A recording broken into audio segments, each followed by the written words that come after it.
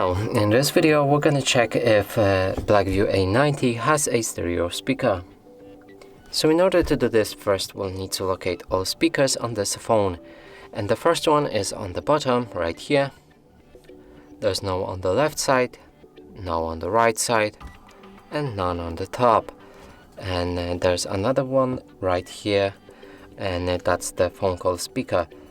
So now let's check back as well. And if we want to see if it's mono or stereo speaker, we'll need to play some music and cover the speaker and see if the sound is coming from two of them.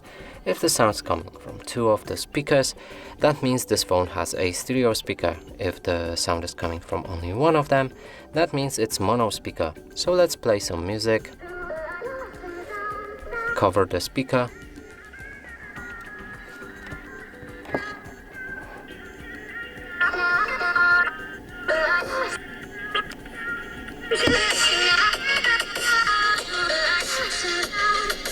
and clearly the sound's coming from only one of them on the bottom. So that means this phone has a mono speaker, not the stereo one.